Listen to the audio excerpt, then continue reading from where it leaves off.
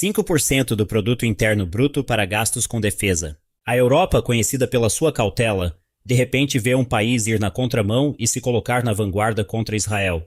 Uma efígie de Benjamin Netanyahu chegou a ser queimada nas ruas. Enquanto isso, o primeiro-ministro Pedro Sánchez acusou abertamente Israel de violar o direito internacional. Ironicamente, isso não é apenas uma crítica moral. Está começando a se transformar em pressão política e econômica real. A questão é, seria isto uma forma de coragem ou o início de uma fissura na própria aliança ocidental? E por que a atitude da Espanha abriu as portas para uma aproximação com um partido há muito considerado um adversário? A guerra diplomática entre Espanha e Israel não surgiu de repente. É um acúmulo de tensões que lentamente se transformou em um confronto aberto a nível de Estado. Inicialmente, a Espanha era conhecida apenas como uma das vozes críticas na Europa em relação às operações militares de Israel em Gaza.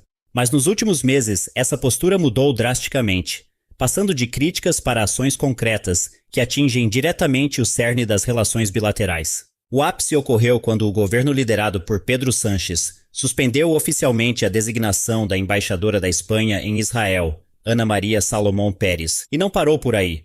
A Espanha também tomou uma medida muito mais dura, decretou um embargo total de armas contra Israel. Isso inclui não apenas armamentos, mas também tecnologia de uso duplo e todo tipo de equipamento militar. A imposição de um embargo total de armas é uma medida extremamente rara entre nações ocidentais aliadas. Historicamente, a União Europeia prefere a sanção econômica coletiva ou a condenação diplomática. A ação unilateral da Espanha sinaliza uma ruptura não apenas com Israel, mas com o próprio método de consenso do bloco, arriscando seu isolamento para estabelecer um precedente moral. É aqui que o conflito se tornou pessoal. De um lado está Benjamin Netanyahu, que vê a atitude da Espanha como uma forma de hostilidade aberta. Em seu comunicado, ele chegou a ordenar a expulsão do representante espanhol do Centro de Coordenação em Kiryat Gat, um passo raro entre países que formalmente ainda mantêm relações diplomáticas. Do outro lado, Pedro Sánchez tornou-se ainda mais duro.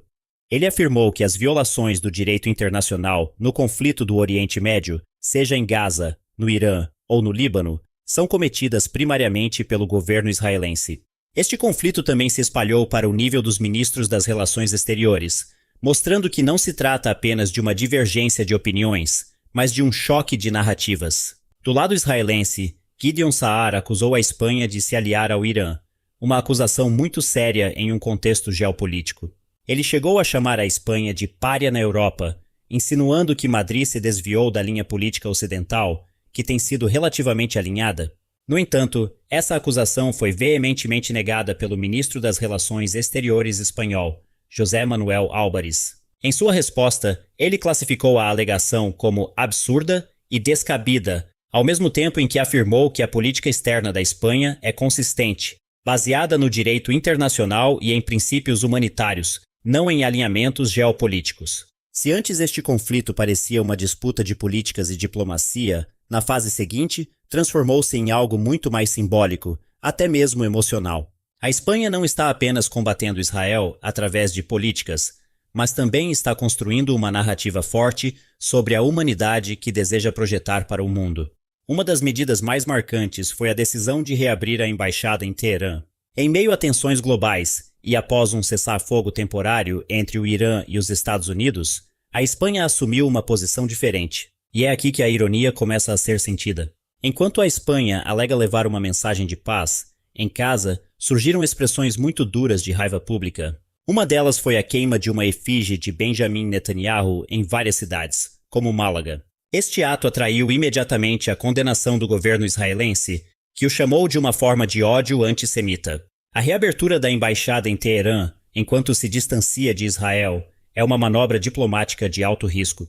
Estrategicamente, posiciona a Espanha como um potencial interlocutor entre o Ocidente e o Irã, mas há um custo enorme. Aprofunda a desconfiança de aliados tradicionais como os EUA, que veem a medida não como um ato de paz, mas como um enfraquecimento da Frente Unida contra o regime iraniano. Enquanto isso, no Mar Mediterrâneo, outro simbolismo está literalmente em movimento. Do porto de Barcelona, uma grande frota civil conhecida como Flotilha Global Sumut começou a navegar em direção a Gaza. Está previsto o envolvimento de mais de 70 navios, com dezenas já despachados na fase inicial. Milhares de voluntários, ativistas e simpatizantes estão participando, levando ajuda humanitária, bem como uma mensagem política muito forte que desafia o bloqueio de Israel a Gaza. Se o conflito Espanha-Israel já parecia acalorado quando entrou na dimensão das relações com os Estados Unidos, a situação tornou-se muito maior, tocando até mesmo na fundação da própria Aliança Ocidental. Tudo começou com um número que parece técnico, mas tem um impacto muito político: 5% do PIB para gastos com defesa. Este número foi defendido por Donald Trump aos países da OTAN como um novo padrão para enfrentar as ameaças globais. Muitos aliados começaram a se mover nessa direção, mas a Espanha rejeitou categoricamente.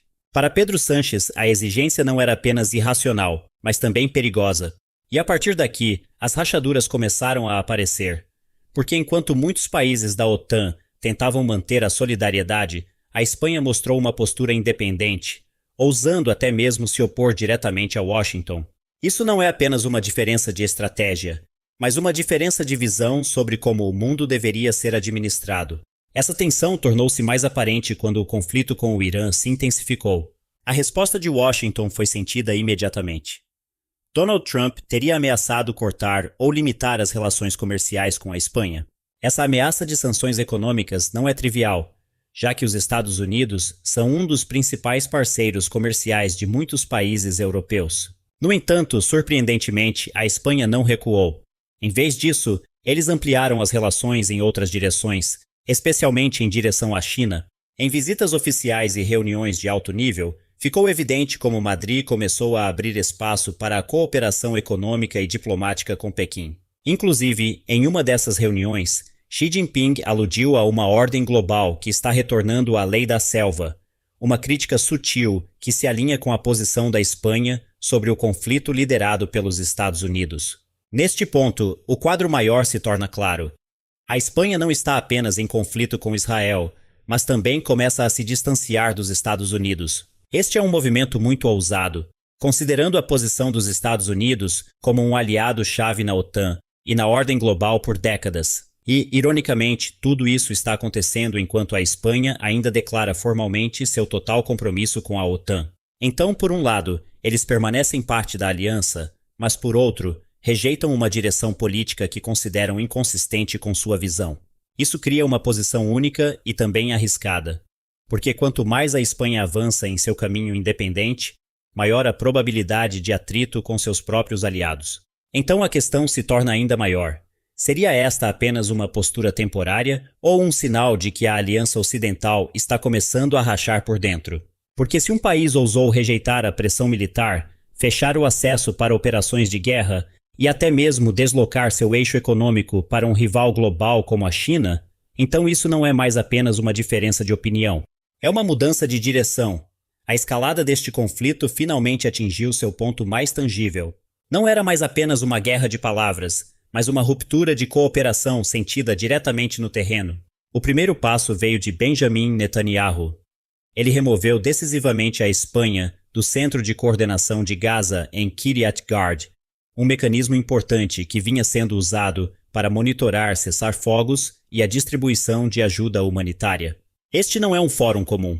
Envolve a coordenação entre militares, diplomatas e várias partes internacionais. Isso significa que, quando a Espanha foi removida, ela não foi apenas excluída da conversa, foi completamente cortada de um dos principais canais de influência no terreno.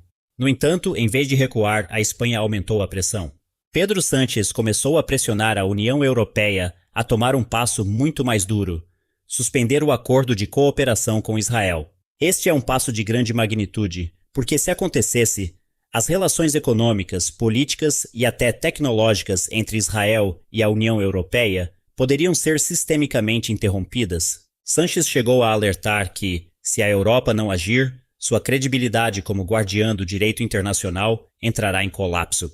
Essa narrativa é importante porque a Espanha está tentando transformar este conflito de uma questão bilateral em um teste moral para toda a Europa. E, ao que parece, os efeitos estão começando a ser sentidos. Da Itália, Giorgia Meloni tomou uma medida bastante surpreendente. Suspendeu a extensão da cooperação de defesa com Israel. O acordo, que estava em vigor desde 2005, era anteriormente a base da relação militar-industrial entre os dois países. Quando foi interrompido, enviou um sinal de que até mesmo aliados anteriormente próximos estavam começando a se distanciar. Seria este um isolamento coletivo de Israel ou o início de uma divisão dentro da própria Europa? A decisão da Itália sob um governo de direita como o de Meloni de suspender a cooperação de defesa é o fato mais anômalo deste desdobramento. Isso sugere que a pressão espanhola não está apenas mobilizando a esquerda europeia, mas criando uma fissura que transcende a ideologia, baseada em um cálculo de risco sobre a estabilidade regional e a opinião pública interna. Em meio à hesitação de muitos países europeus, Pedro Sánchez está impulsionando a Espanha a se tornar uma espécie de consciência para a Europa, ousando falar quando outros optam por permanecer em silêncio. De Gaza ao Irã, a postura de Madrid está lentamente mudando a direção da conversa global. Mas este movimento não vem sem consequências. À medida que a pressão aumenta e os aliados começam a se dividir, uma grande questão surge. É este o início do isolamento total de Benjamin Netanyahu no cenário internacional? Ou será a Espanha que ficará sozinha? O que está claro é que uma linha foi traçada, e agora o mundo aguarda para ver quem mais seguirá o caminho do distanciamento.